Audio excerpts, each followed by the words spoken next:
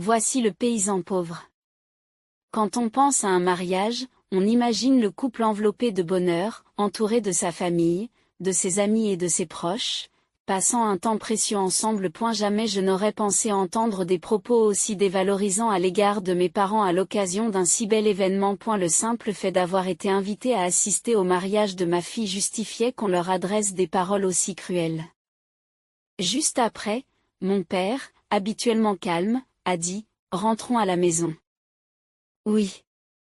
Cette phrase a tout déclenché. Émilie et son mari allaient regretter les mots qu'ils avaient imprudemment prononcés. J'ai toujours dit qu'il fallait assumer la responsabilité de ses propres paroles, et cela s'applique vraiment à eux. Être une élite ou quoi que ce soit d'autre, cela ne sert à rien si on oublie ce qui est important. Les personnes qui ne comprennent pas l'importance de la gratitude doivent apprendre qu'un tel comportement a des conséquences. Je m'appelle Anna Bongard et j'ai eu 28 ans ce printemps. Je vis dans ce que l'on pourrait appeler une ville régionale. Je pense que je mène une vie commode. La plupart des choses sont accessibles en voiture et la plupart de mes amis vivent à proximité. Je n'ai jamais trouvé gênant de vivre dans ma ville natale. Je n'aime pas les styles de vie tapa accent grave-l'œil, c'est donc une ville qui me convient. Comme le domaine que je voulais étudier était disponible dans un collège local, j'ai fait la navette depuis chez moi. Après avoir obtenu mon diplôme, j'ai été embauchée par une entreprise locale de produits alimentaires spécialisés et je vis toujours chez mes parents. Je travaille dur en semaine et j'aime faire du shopping avec des amis ou ma mère les jours de congé. Ce n'est pas très prestigieux, mais je m'y épanouis. J'ai une sœur aînée, Émilie, qui a toujours été à l'opposé de moi, si bien que nous ne nous sommes pas entendus depuis notre plus jeune âge. Émilie s'est toujours intéressée à la mode. Dès l'enfance. Je pouvais voir qu'elle était fascinée par le style de vie new-yorkais. Elle a rempli sa vie de son propre style et de sa propre mode, en appréciant toujours sa tenue du jour. Je pense qu'elle était l'une de ces filles populaires à l'école. Toujours flamboyante, entourée d'amis, aimant la mode et le maquillage, je trouvais Émilie extraordinaire. Je ne m'intéressais pas à la mode, préférant profiter de mes livres bien-aimés et de mes études quotidiennes. Quant à Émilie, elle était du genre à se désintéresser des études et à se concentrer sur la mode. C'est étrange de voir à quel point des sœurs peuvent être différentes, mais je suppose que c'est comme ça. Je n'ai jamais vraiment réfléchi à nos différences, mais Émilie semblait avoir honte d'être de ma famille. Elle faisait souvent des remarques sarcastiques. Un incident survenu au lycée me hante encore. Un jour, j'ai apporté à Émilie sa boîte à lunch oubliée dans sa classe. Lorsque j'ai appelé son nom, je l'ai vue au milieu d'un groupe bruyant de garçons et de filles. Je lui ai dit « Eh, sœurette, tu as oublié ta boîte à lunch, alors je te l'ai apportée. » Émilie m'a regardé avec une expression que je n'avais jamais vue auparavant et s'est approchée, me criant dessus depuis l'entrée. Elle m'a arraché la boîte à lunch des mains et m'a chuchoté quelque chose d'incroyable. Ne me parle pas dehors comme si j'étais ta sœur. Ce serait gênant si les gens savaient que tu es ma sœur. Tu apportes juste un objet oublié et tu dis ça, a-t-elle dit. Puis elle éleva la voix, agita la boîte à lunch et retourna à son groupe. Je crois que j'ai laissé mon déjeuner sur les porte-vélos. Des élèves de première année l'ont trouvé et me l'ont apporté, dit-elle en riant bruyamment. Elle a intentionnellement lâché la boîte à lunch, ce qui a provoqué un grand fracas. Mes parents m'ont dit que je n'avais pas besoin d'apporter mon déjeuner, mais ils m'ont quand même préparé un repas ennuyeux. Je ne peux pas manger ça, allons à la cafétéria. Dit Émilie en se dirigeant vers la cafétéria avec ses amis, laissant derrière elle la boîte à lunch. Malgré le fait que notre mère se soit levée tôt pour la préparer avec la mienne, cette boîte à lunch est restée là, sur le sol de la salle de classe, jetée. Tout ce que j'ai pu faire, c'est rester là à la regarder. Depuis cet incident, je garde mes distances avec Émilie. Nous ne nous disputons pas vraiment, mais nous ne discutons pas beaucoup non plus. Pour moi, c'est tout simplement insensé et incroyable de traiter un repas préparé avec autant de soin. Le gaspiller de façon si insouciante, mais Émilie n'a pas l'air de le penser. Si nous ne pouvons pas nous comprendre, il vaut mieux garder une certaine distance. Émilie parlait souvent de son désir d'aller à New York. Après le lycée, elle s'est donc inscrite à l'université de New York. Non pas qu'elle avait quelque chose à étudier à New York. Je ne supporte pas l'idée de passer mes années d'études dans un tel trou perdu. Je suis enfin une étudiante. Je veux profiter de la mode et des clubs sociaux, vous savez? On aurait dit qu'elle voulait juste une excuse pour quitter cette région et notre maison.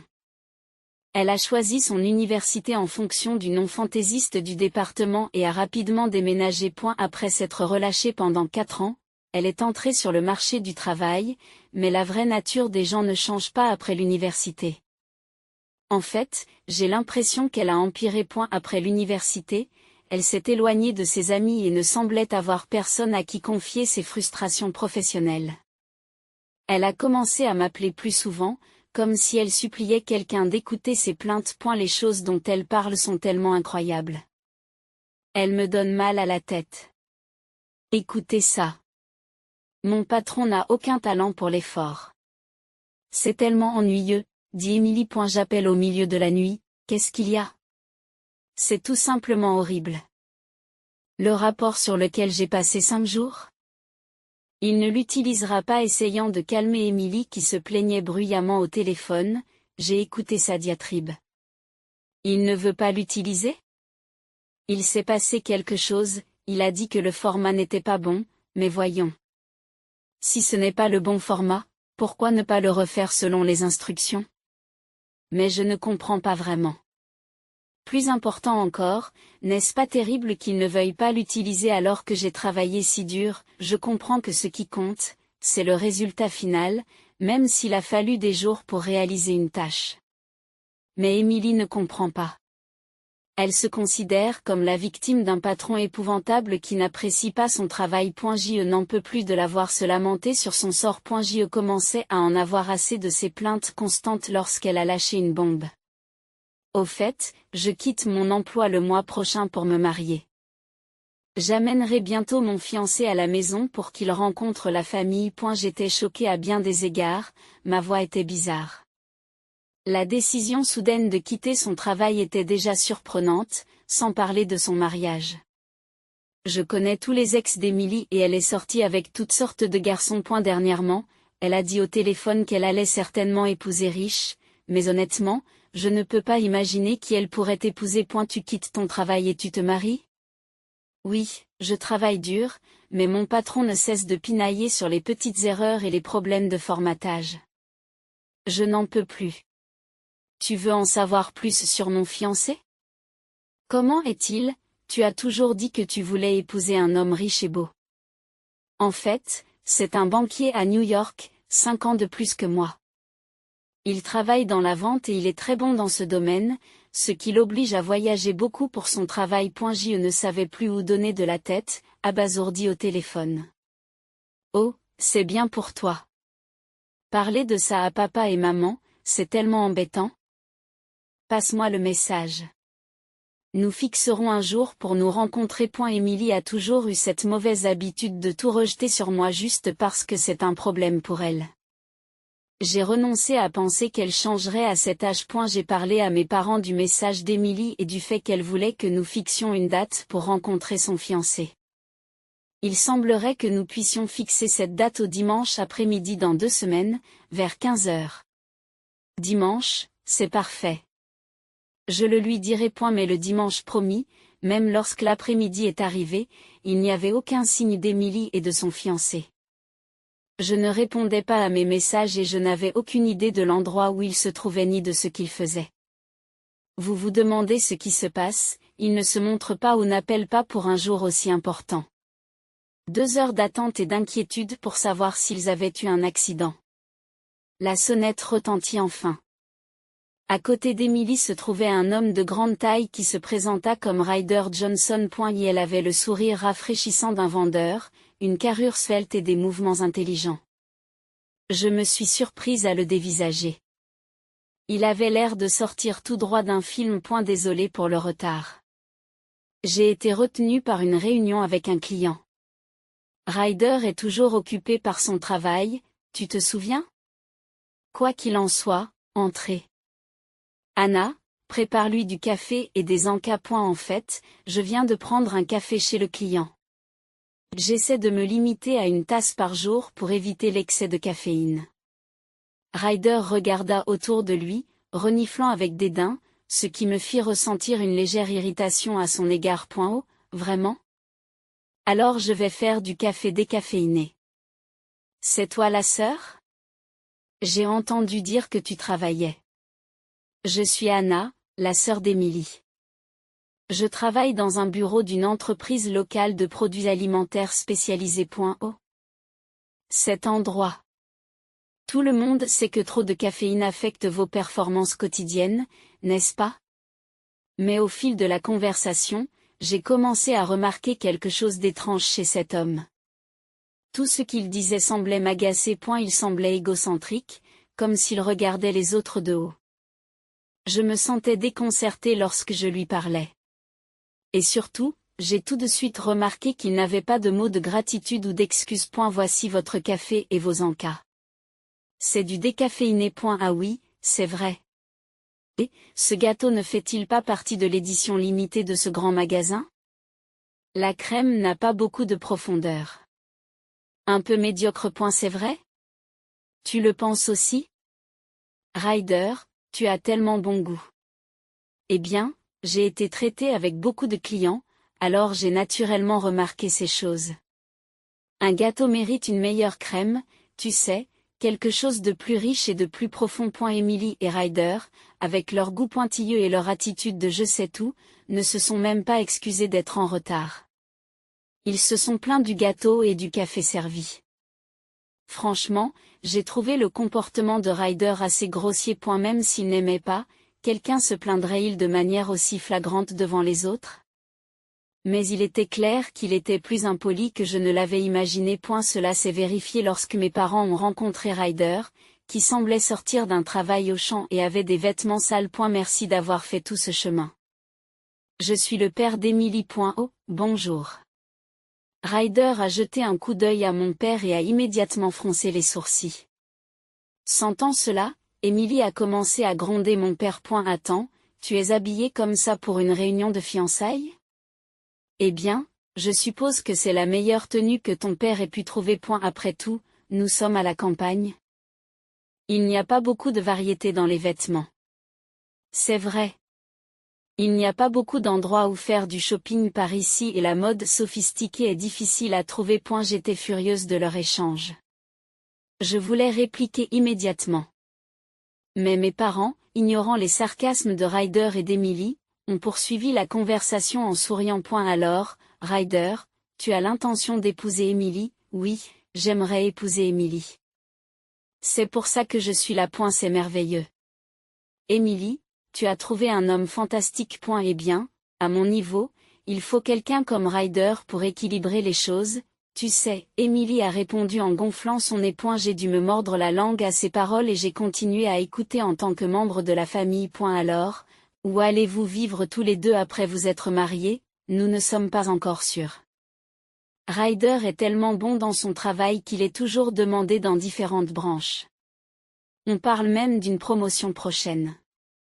Je suis reconnue pour mes performances dans les opérations de prêt, et je vais même recevoir un prix bientôt. J'ai pensé qu'Emily pourrait participer à la fête en tant que ma femme. C'est impressionnant.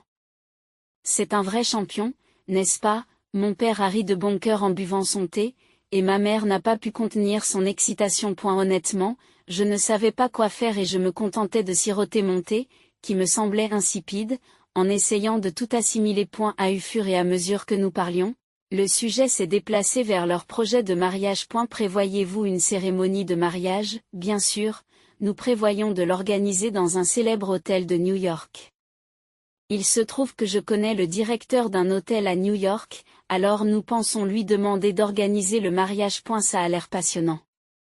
J'ai hâte d'être au mariage. Emily et Ryder échangent des regards avec des expressions aigres, comme s'ils venaient d'avaler une pilule amère. Attends, tu viens au mariage, un mariage? C'est l'occasion d'exprimer sa gratitude à ceux qui vous ont soutenu et de déclarer votre engagement pour l'avenir. Pourtant, je n'en croyais pas mes oreilles lorsque j'ai appris qu'Emily ne voulait pas que nos parents, sa propre famille, soient présents. Papa a fait semblant de ne pas entendre et a poursuivi la conversation. À New York, hein? Je dois travailler à la ferme à cette époque. Mais peut-être que je peux embaucher de l'aide, oui, c'est notre saison la plus chargée. Nous devrions prendre des dispositions pour obtenir de l'aide rapidement. Et si on trouve de l'aide maintenant, on devrait pouvoir y aller. Je n'ai pas été à New York depuis des décennies.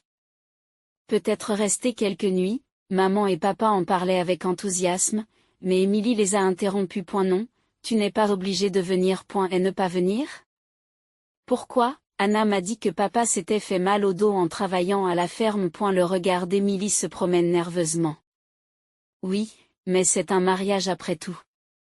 De plus, les parents de Ryder sont déjà décédés à cause de maladies ou d'accidents, alors ça le dérangerait vraiment. Maman se couvre la bouche de surprise, incapable de cacher son choc. Je n'étais pas au courant. Désolé, Ryder.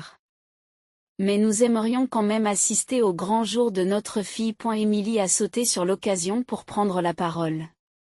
Et si on diffusait le mariage en direct? Vous pourrez le regarder en temps réel depuis chez vous.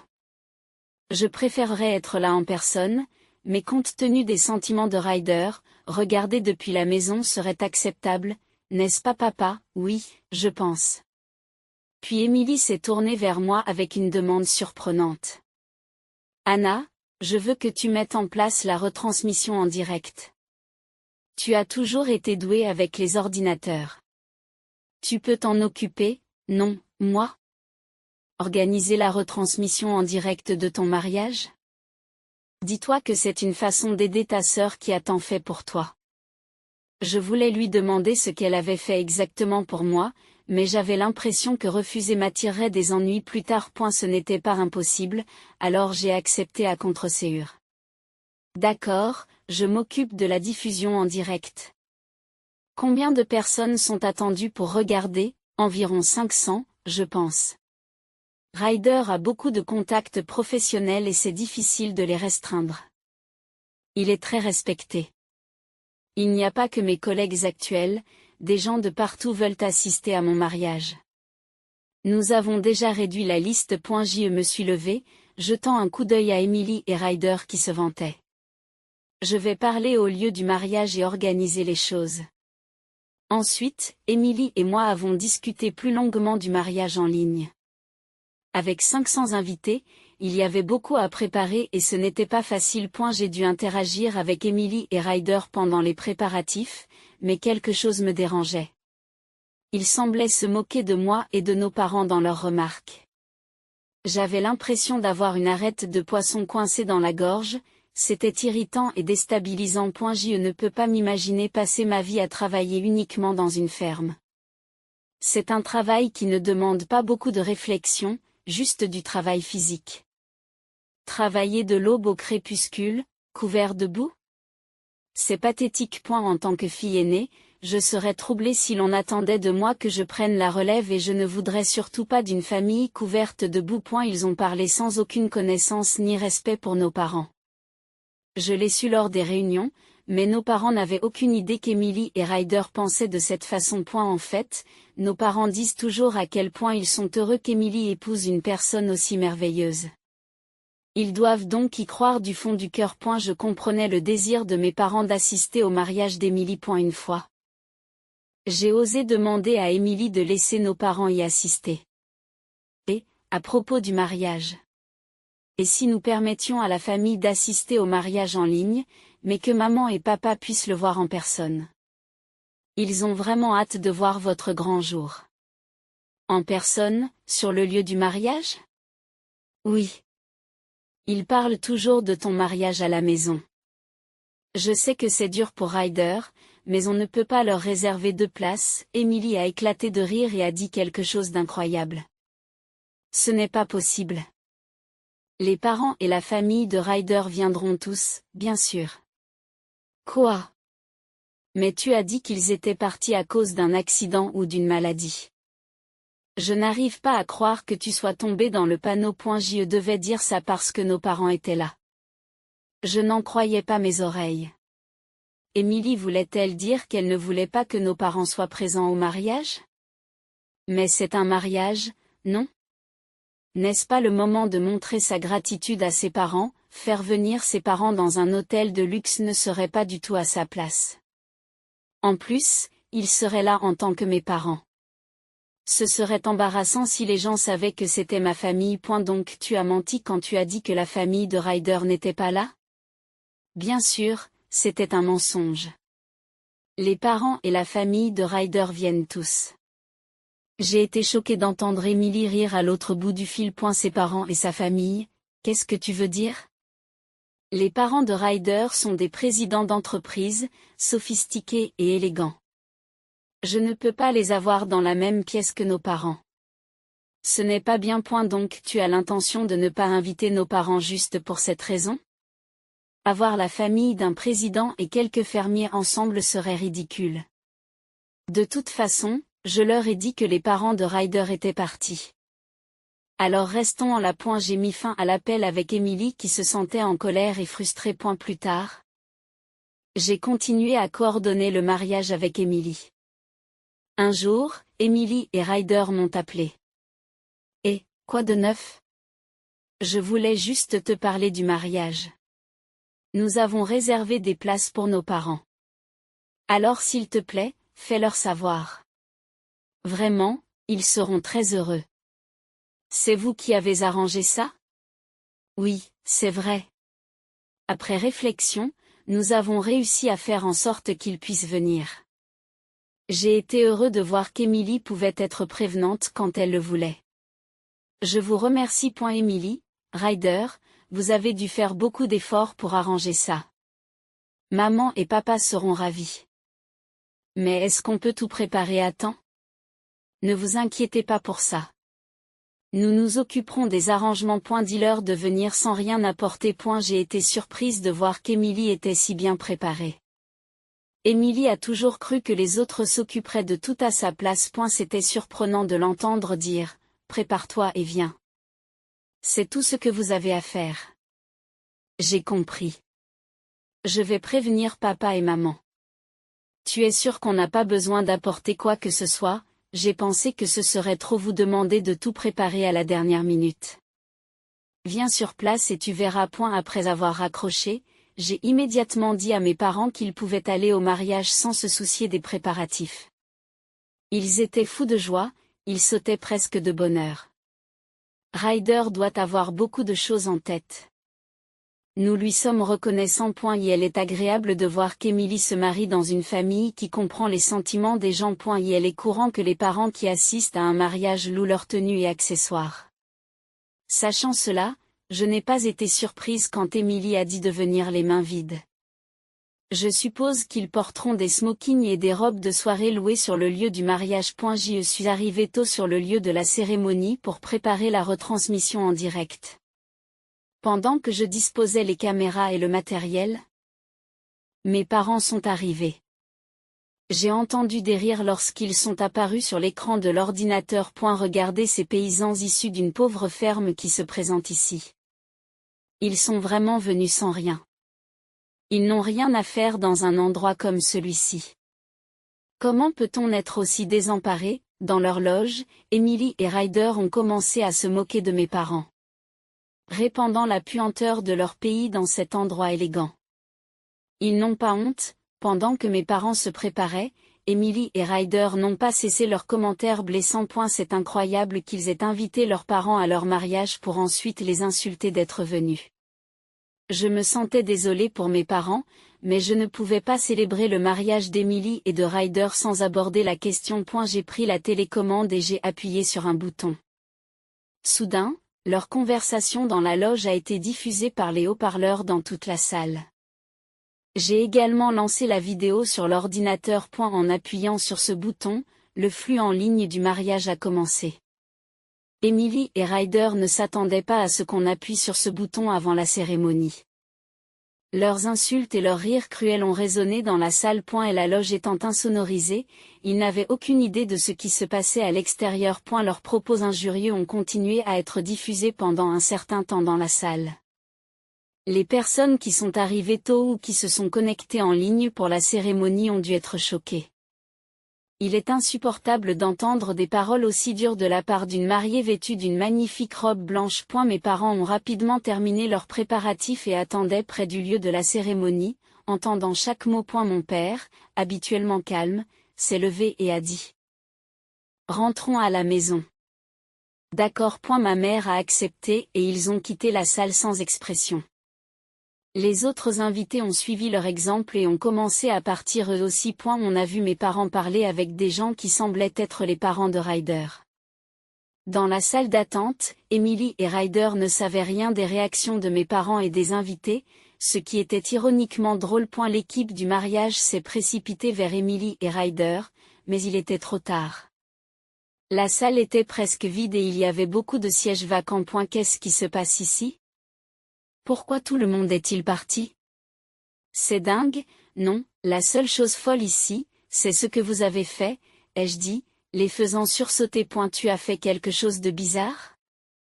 Emily a marmonné timidement. Ce ne sont pas vos propres actions qui ont causé cela, tu veux dire que c'est de ma faute? Emily me lance un regard furieux. Ryder, remarquant l'agitation, s'est approché en courant. Tu peux croire que presque tout le monde est parti? Comment ça a pu arriver, Ryder? Tu es censé être respecté, n'est-ce pas?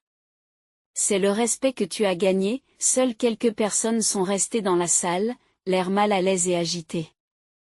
Même les quelques personnes restées au mariage semblaient mal à l'aise, clairement agitées de loin. Ils avaient l'air de ne pas savoir quoi faire, ce qui, honnêtement, me faisait un peu pitié, mais il n'y avait rien à faire.